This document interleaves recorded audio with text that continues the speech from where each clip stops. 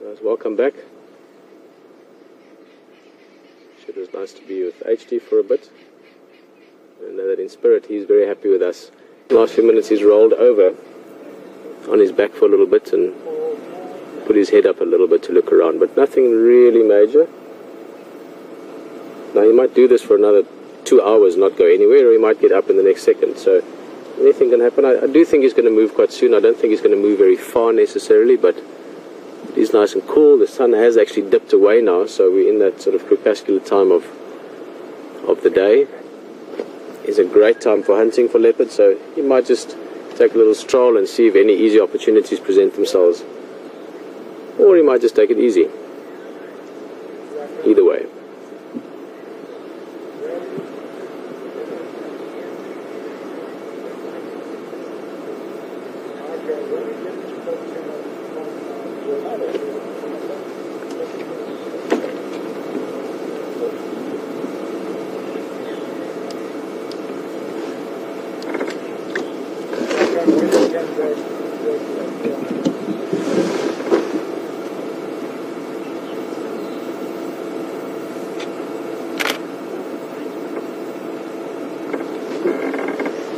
Hello Debbie. Debbie's asking out of Lakewood, would a male nyala be too heavy for a leopard to lift up into a tree? And that's actually a good point, Debbie. I didn't even think of that. Two things. We killed the nyala from as I said, I didn't actually see it. Aubrey just explained it to me and I know the place quite well. There's no big trees close by.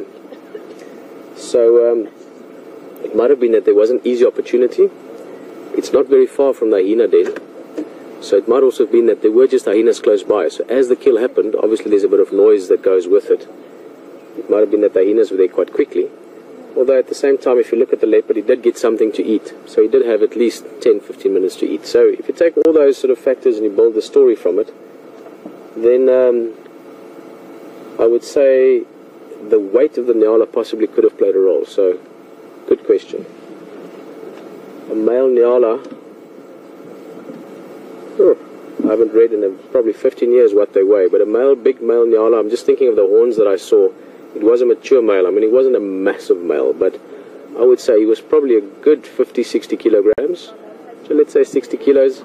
This leopard now is probably about 50-60 kilograms. He's not a massive male yet, but he's a decent size. So they would have weighed, I think it's safe to say they would have weighed fairly close to each other in terms of weight. Now a leopard would be able to take that up a tree, but he would need a decent tree with the right sort of branches and angle and opportunity to get it up there. So it could have played a role, the size of the nyala, but also it was below the dam wall, sort of in a sort of a slightly hidden area. So maybe he thought he was going to get away from it or get away with it for a while before hyenas discovered him, and maybe it was next to Treehouse Dam. In fact, when we arrived at Treehouse Dam before we saw the leopard, there was a hyena that came for a drink. As I mentioned, the leopard was just looking at it. So it might have been circumstances as well. They just sort of wasn't really in the leopard's favor to keep the food. But he still did get a full belly of food out of it.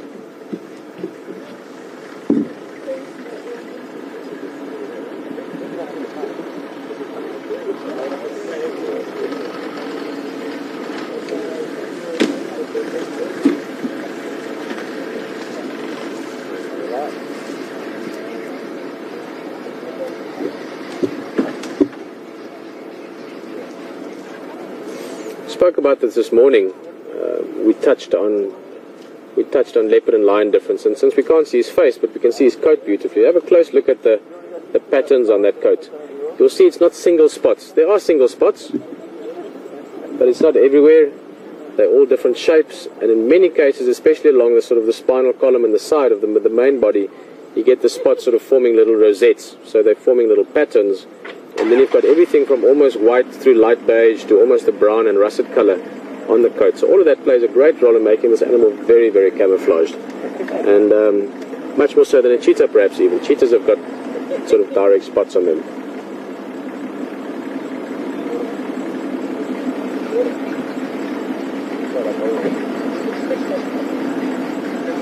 Sandy, Missouri is asking a very interesting question. Hello Sandy, nice to have you in the vehicle again. Sandy's just asking if wildcats bury their waste or their feces like some other cats do. Sandy, no, they don't really bury it.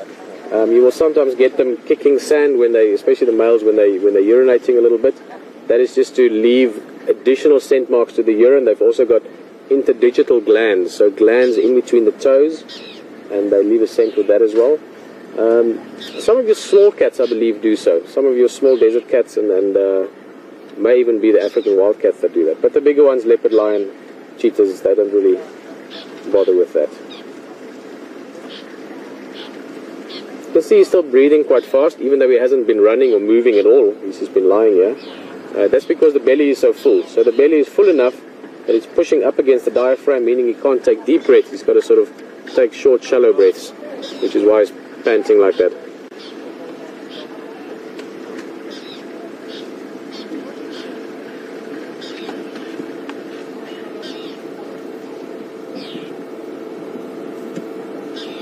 Good question, Ruth. Good afternoon. Ruth is joining us from Costa Rica on the drive, and just asking, how does a leopard's character or persona or presence compare to a jaguar or a tiger? Well, in many ways, very similar to both of those, really. You could compare it quite easily to a jaguar. In fact, there's not that much difference between them, other than that leopards have evolved on Africa and Asia, way back when, also in Europe. But you still get them in Africa now, and of course jaguars are more South America. So very, very similar to each other on many ways. Physical features to a large extent. You get the black leopard, you get the black panther.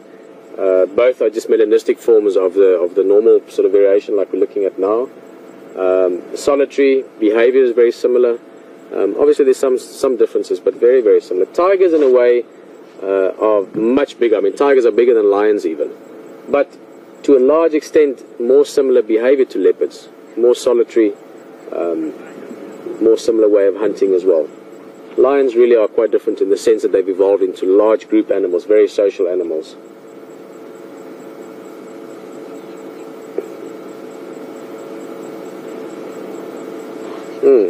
Awesome to see. Wouldn't that be great? Could drive around looking for tigers.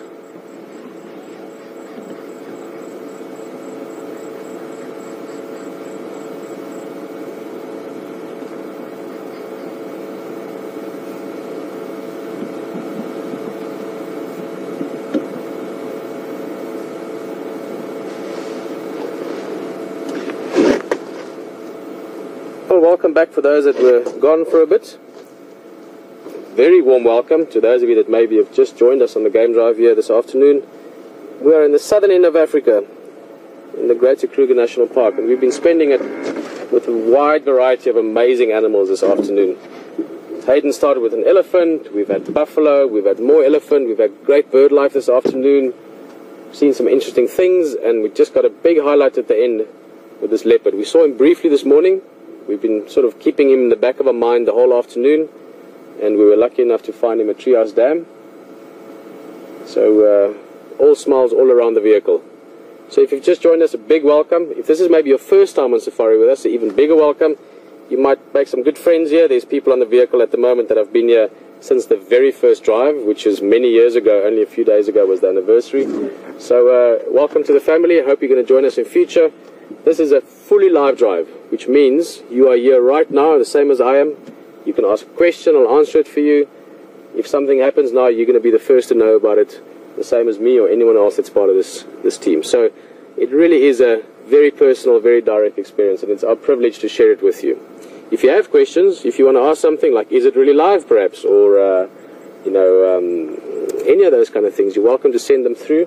In fact, let's quickly swamp the control with emails. Let's everyone that likes being in Africa, everyone that likes to be in Africa, do you mind just sending an email through to questions@WildEarth, or tweet it if you want, the word Africa, or I love Africa, I love Safari, I love Safari Live, I love WildEarth, as many of you as possible. Those of you that have done this previous times with me, let's just mess with the control room, let's block up the emails, let's make a mess there.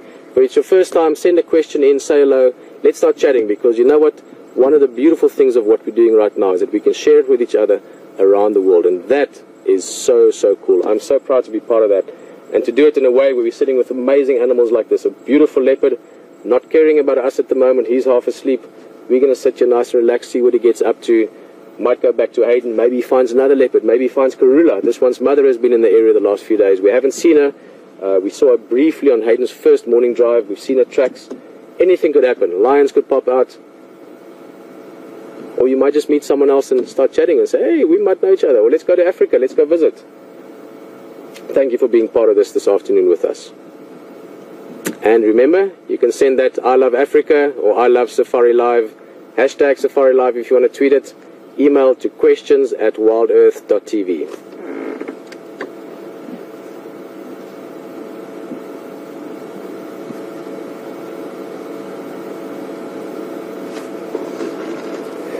Hello Donna, maybe you've just joined us.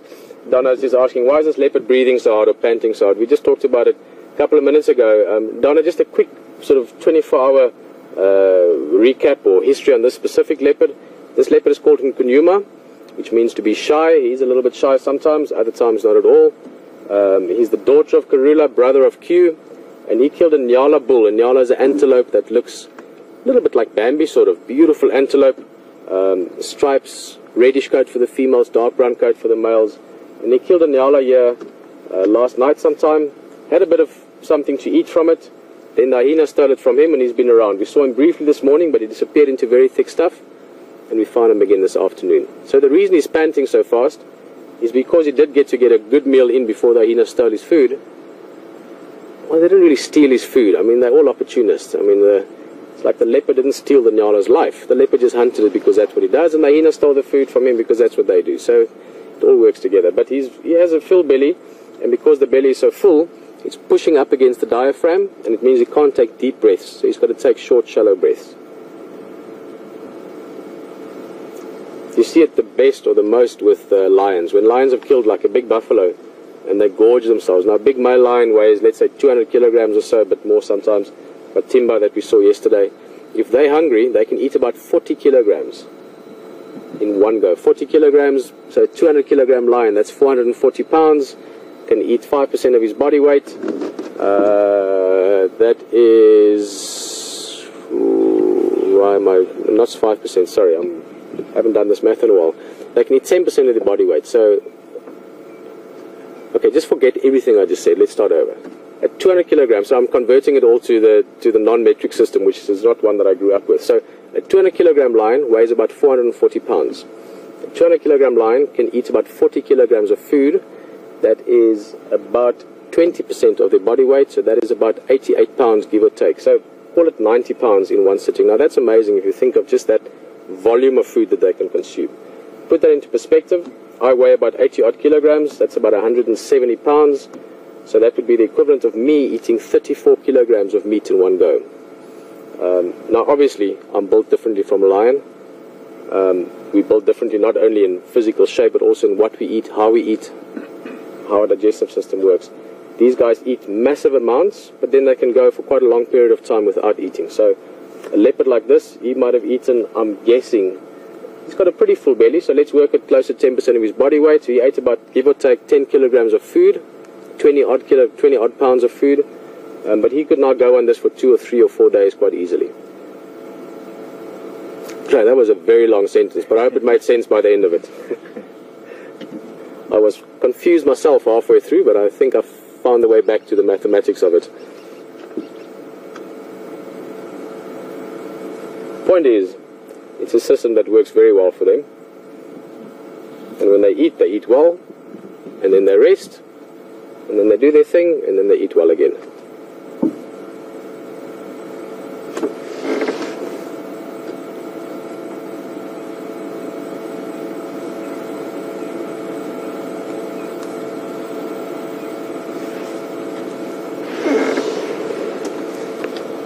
Although I was very optimistic earlier that he was going to get up and do something. In fact, I was hoping that he was going to jump up on a tree in the back for us and give us a bit of a display.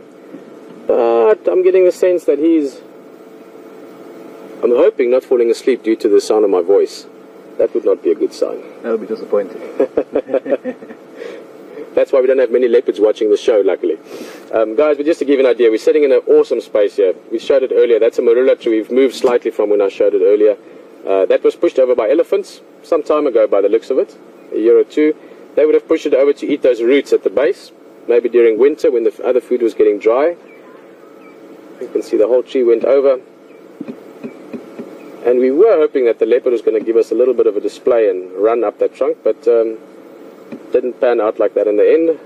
Might still happen, but for the moment he just seems to be getting lazier and lazier, which you're allowed to do if you're a leopard. It's got nothing specific to do right now.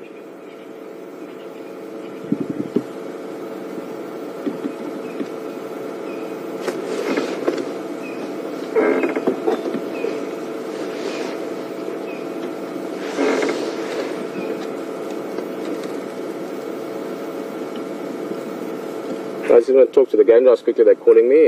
Ephraim again? Ja, for Lava Ingwe. For just north of Treehouse Dam, there's that small, well, big jackalberry on the small Shidulu. Just come north from there, you'll see me. Oh, come south, I mean.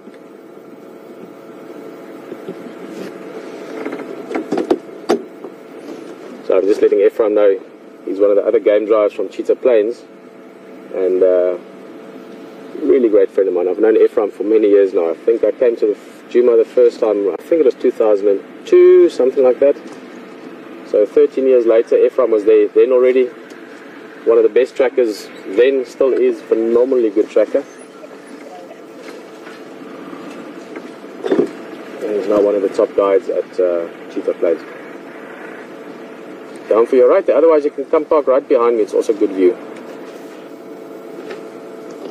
So he's joined us as well, very happy guest in the back.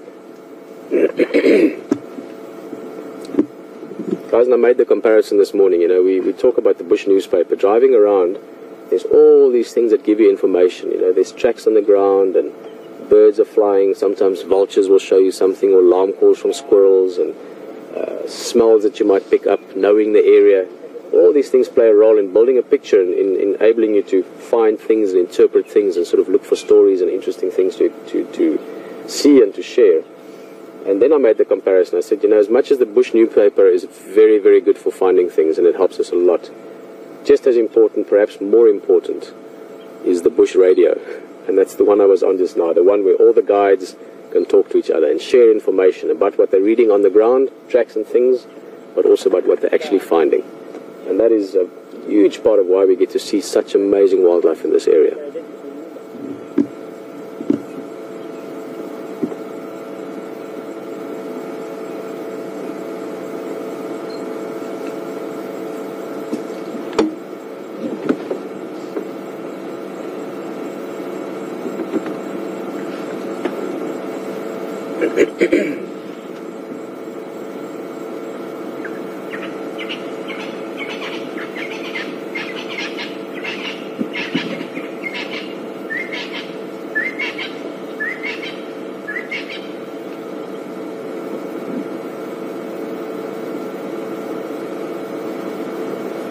We're going to sit here for a bit more, as I've said a number of times now. He could move at any second, but he could stay like this for an hour or two. We're going to stay with him, see what he gets up to. As I've mentioned, another game driver has joined us, so those flashes you see every now and again is from some of the cameras there. There was one. But it doesn't bother the leopard at all. Their eyes are incredibly well adapted to low light, but also to recovery from like a flash or something like that. So no consideration and no bother to him whatsoever. But we're going to stay. If anything happens, we're going to get you back immediately. For now, enjoy the ride with Hayden. Please say hello to him from us as well, and we'll see you back here soon.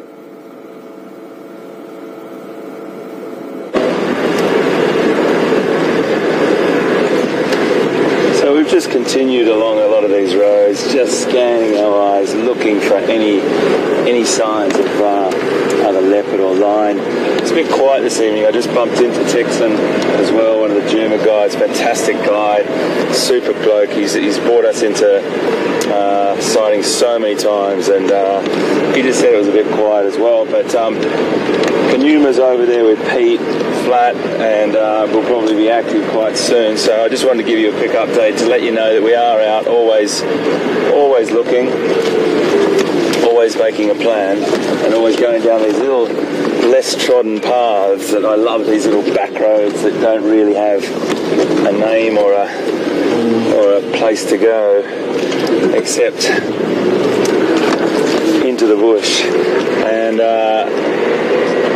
yeah, I mean, we just keep looking, and it's a perfect time. Very difficult for a human eye to differentiate now because there's no shadows. It's just a flat, very, very dull light, and we have to use the aid of lights sometimes, which we've got on the vehicle here. We've got these wash lights and our headlights, and they're very gentle, they're very soft, and even if you just put them on now, they do give us a little bit of a help in this dim light. The camera, I might just buff it off a little bit actually, because the camera does pick up the light very, very well. It's a dynamic camera that it grabs as much available light as it possibly can, but it gets to a point where it gets quite grainy, so we do put these lights on.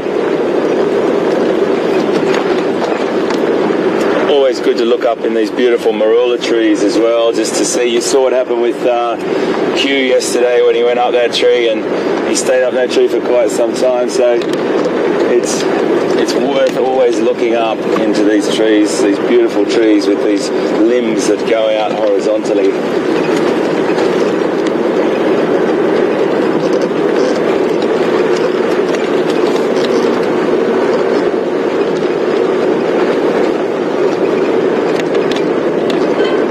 Scanning an area called Quarantine, which is where Q used to be found a lot, where he got his name, Quarantine Male, but been shortened to Q. And we all love that cat. I particularly love that cat. He's my first cat, leopard I should say, that I saw on Juma.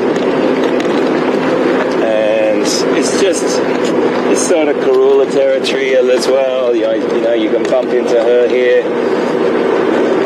You just never know. So it's been a fantastic time this afternoon. Very, very different, always different. The most important thing to us is not who gets the most animals or anything ever like that. The whole project is about just bringing you the most incredible experience. And some days you can have quiet drives and the other person's got loads of things going on, and the other days you've got loads of things both going on. You don't know what to go to. It's just the luck of the draw. And you know what? It's fantastic that the message just gets across to you of how wonderful Wild Safari Live is, and you're on the vehicle with us. And I love it. I love it all. I just love being here. It's fantastic. So really nice stuff today. Some Ellies with Pete, a few Ellies with us, buffs with Pete, bit of buff action with us. Look at that sky, just a quick one. I just want to have you look at that colour, just for one quick second. I know we see loads of African sunsets in our time, but that is a pretty lovely colour. Really nice. We see loads of them, but it's definitely worth stopping at. You can't drive past without just a 10-second grab and have a look at that beautiful, beautiful sunset. Just going to drop ourselves down. The lights are getting the light is really dropping fast now. Just never know what you can see. So I'll bring the spotlight out just for a second.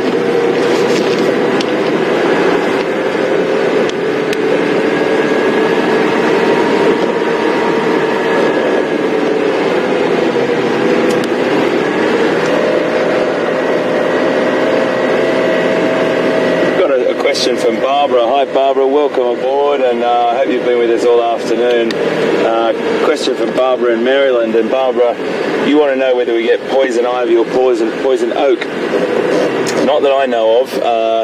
We do get a fair few different plants here that can be toxic, and also you can have an allergic reaction to, but we don't have poison ivy or poison oak here, Barbara, that's for sure. Well, not for sure, not that I know of. If it was, it'd be an introduced species, and there's loads of different plants that will have medicinal uses. Brent is fantastic at all that sort of information, particularly because of growing up with Shangan, people working, his father and his family working around Shangaan people for so long. He's got great knowledge of all the medicinal uses of the plants. So I will ask him when I get off the vehicle tonight, Barbara, and maybe come back to you tomorrow and sort of just give you an update on a couple of the toxic plants that he thinks might be similar to poison oak or poison ivy. Thanks for your question, Barbara.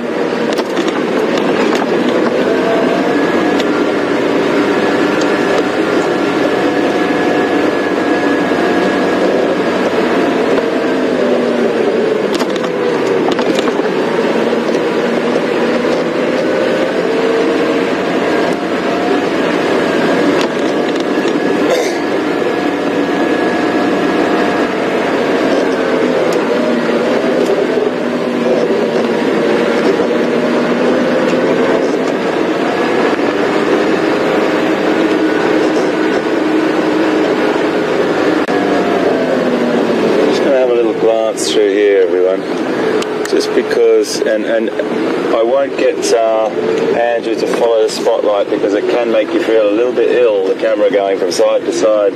So I'm just going to keep looking, and of course, as soon as I see something, and make sure you have a look ahead for me as well.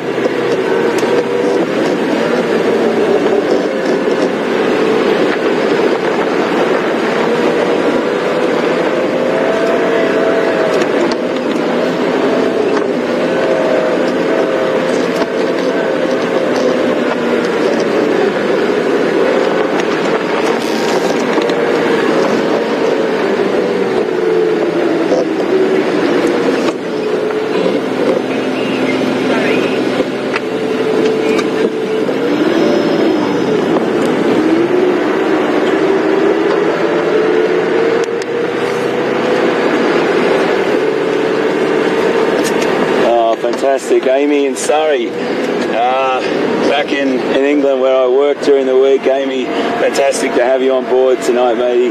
And it was a beautiful sunset. Amy just commented on that sunset, and what are the sounds that I can hear now, and what do I love hearing at night.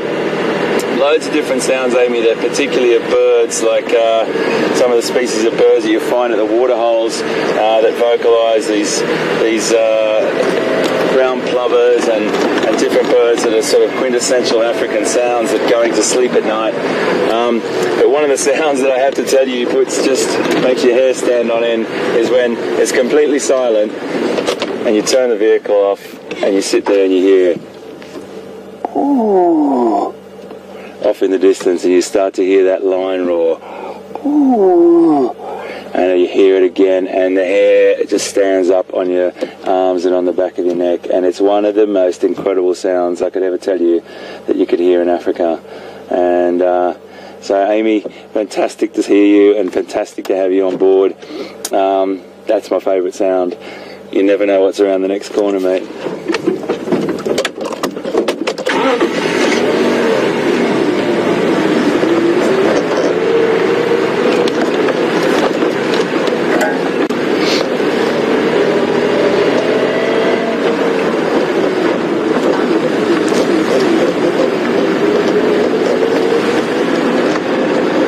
Down to our dam again. I've just done a big circle, and this is leopard country, big leopard country here, folks. You can never know what you can see. You can be really shocked sometimes with what you see.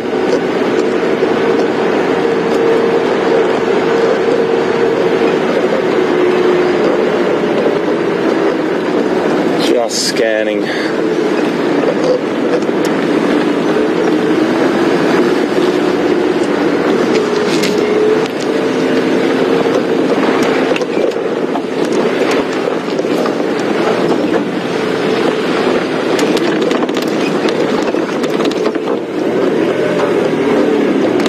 I think the most important thing that we've gathered is that there's all different drives, you know, and all different times. You have quiet times, you'll have busy times. I think we've got a couple of guests here at this water point, and this is going to be quite a beautiful scene. If I can set this up for you folks, this is one of my dreams, to set this little scene up for you. If this works, I'm going to be a very, very happy boy. Oh yeah. wait until you see this. Just let me pull up and surprise everyone first, Andrew. Just let me get into position for you.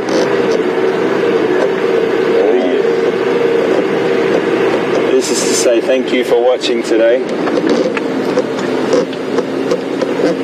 Let's just have a look at this. I'm going to move up a little bit more. Okay, folks, this is for you.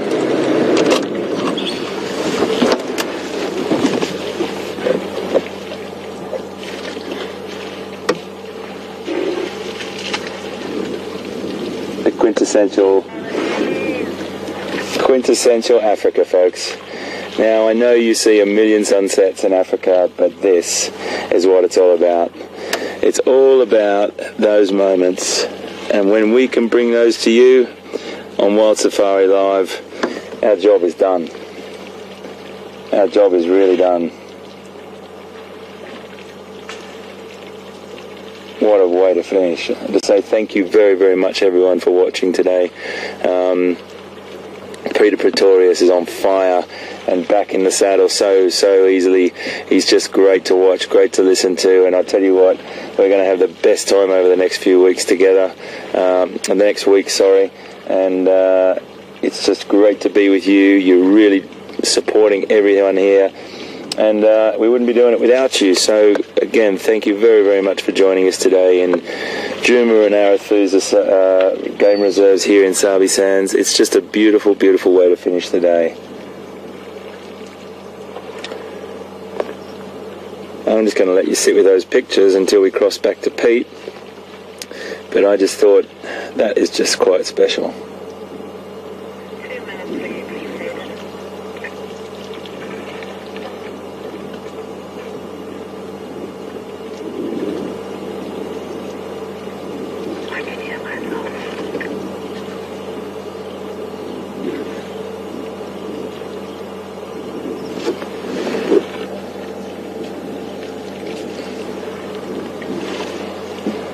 Can I ask a favour, Andrew? Could you just go in a little bit tighter for me, just to see what that looks like?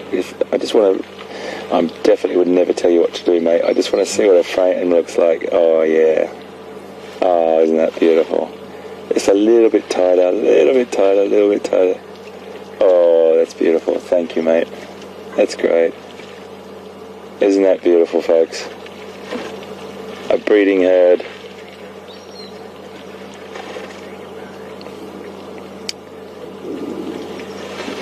It's so special to watch a breeding herd come down for their afternoon drink. You never know what's around the next corner.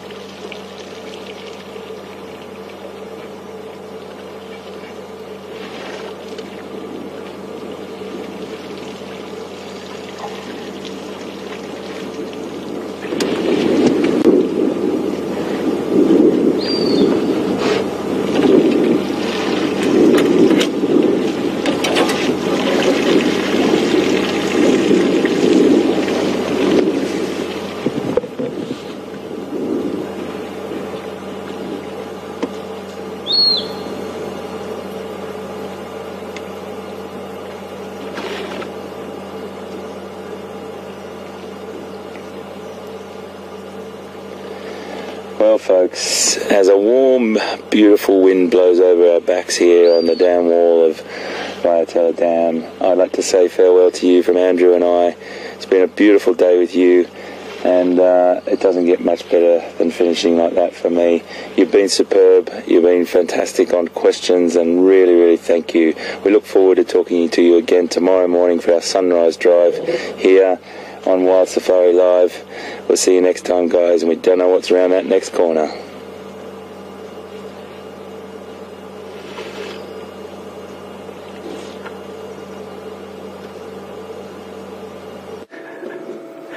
Well, not much to say, really. It's been a fantastic afternoon, starting with big animals, different animals, beautiful views, clouds. It's really been fun, and of course finding a leopard at the end has been a big highlight for us, especially my favorite leopard. Also, I believe you had a beautiful view, Gowrie Dam. We were sitting there last night. Brian and myself were sitting there at sunset last night. So a stunning view, and to have elephants drinking silhouetted at the same time, it's as good as it gets. So from Hayden's side, he said cheers already. We're about to do the same. We've got about 2 minutes left. The leopard is still here. Let's have a look at him. He hasn't done much. He's been taking it easy. And while we look at him, I just want to say a big thank you to all of you that's part of this. And I don't just mean Tara and Nikki back in control and the whole team out here. I actually mean all of you all over the world. That really is a big part of this.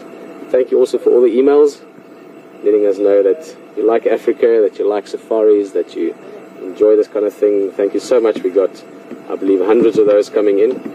And I'm just a very happy, lucky man this afternoon. We've had a good drive. It's cooling down a little bit now. Last night was quite hot. Feels like we're going to have a nice cool evening tonight. So, yeah, I'm just excited for what we saw today. Excited about what we're going to see tomorrow. It was a fantastic day. It's been an awesome day, yeah. Awesome. This guy might stick around. He's got a full belly. Very likely we might find him again in the area tomorrow. Never know what's going to happen. And while I'm talking about being excited, I'm excited about what we're doing at the moment. So, for all of you that are part of this, there's going to be lots of people joining us over the next while. We're busy building up to Mother's Day weekend coming in a week. Mother's Day on the Sunday, the Saturday as well. 2 live drives. It'll be to TV in North America. It'll be very exciting. And it's nice to have all of you that are on the drive now and the next few days, our friends on the drive with us. So a big thank you to today. We name only the cat. Don't name buffalo. And there's not really much more to say for me other than that I really, really enjoyed this afternoon. I was sitting here a number of times just reminding myself how happy we are, how lucky we are to be able to do this. See wild animals, beautiful wild animals like this leopard in the environment doing what they do and sharing it all around the world. So I think I've said thank you about 10 times. It'll be my 11th one. Thank you very much. Have a lovely evening and day wherever you might be. We see you back here tomorrow on WildEarth for the live safari. Bye-bye.